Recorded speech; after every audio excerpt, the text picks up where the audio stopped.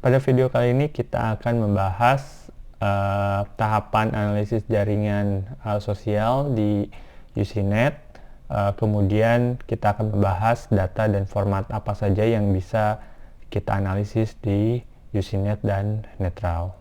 Yang pertama adalah kita akan sedikit membahas tahapan analisis jaringan di UCNet. Secara umum kita dapat membedakan atau membagi ke dalam 3 bagian, yaitu entry data atau input data, yang kedua analisis data jaringan, dan yang terakhir adalah memvisualisasikannya ke dalam sosiometri yang menggunakan Netrao. Pada tahap yang pertama, kita harus menginput data dan mempersiapkan data. Nah, hal yang perlu kita perhatikan adalah UCNet hanya bisa mengolah atau menganalisis dalam bentuk numerik, sehingga kita bisa mengukur dalam skala pengukuran nominal ataupun ordinal. Pemasukan data bisa dilakukan melalui fasilitas yang ada di UCNet atau software lain seperti Microsoft Excel, kemudian di copy and paste ke dalam UCNet. File yang dianalisis pada software ini akan disimpan dalam format dataset UCNet.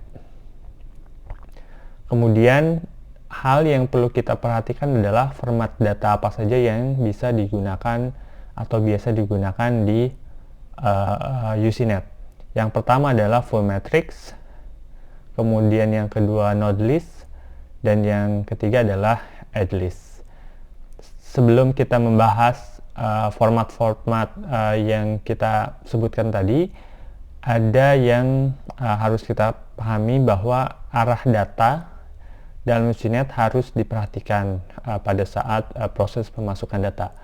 Arah data yang dimaksud adalah bagaimana relasi antar aktor itu berperan. Jadi ada 2 peran dalam analisis relasi ini. Ada sebagai subjek atau aktif, dan aktor yang berperan sebagai objek atau pasif. Kita beralih membahas format dari data yang kita perlukan. Yang pertama adalah full matrix. Jadi format ini dapat dibuat dalam bentuk matriks segi 4, di mana aktor-aktor ditempatkan dalam kolom, kemudian dalam baris. Dalam kolom adalah aktor-aktor yang berperan sebagai subjek atau aktif, sedangkan di bagian baris adalah aktor-aktor yang berperan sebagai subjek atau pasif. Kemudian data relasi yang digunakan berupa numerik atau juga bisa menggunakan format biner yang paling banyak digunakan dalam analisis jaringan menggunakan UCNet. Kemudian format yang kedua adalah node list. Jadi format ini dibuat untuk membuat daftar aktor-aktor dan relasinya.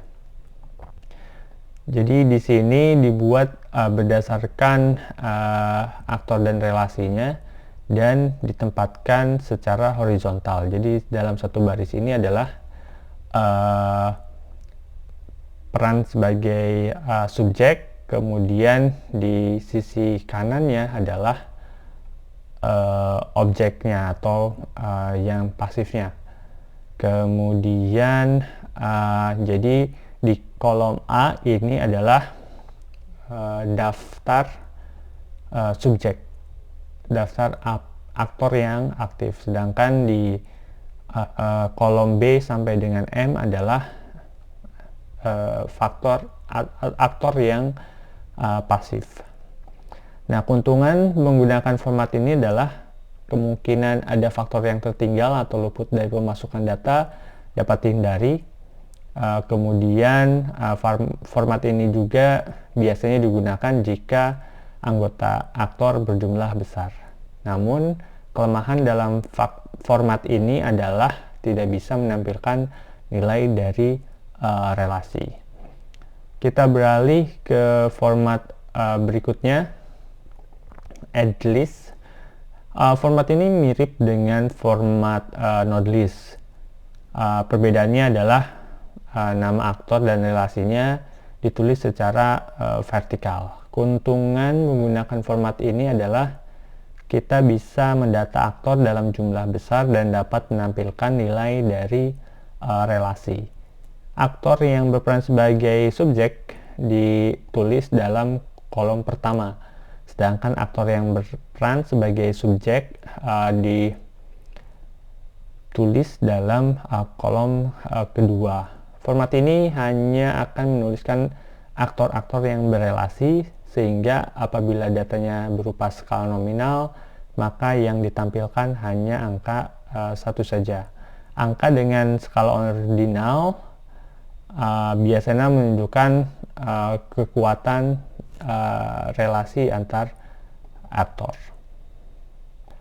Berikut adalah tahapan yang akan kita lalui, kemudian format data yang akan kita gunakan. Untuk input data ke dalam UCNet kita akan bahas pada video berikutnya.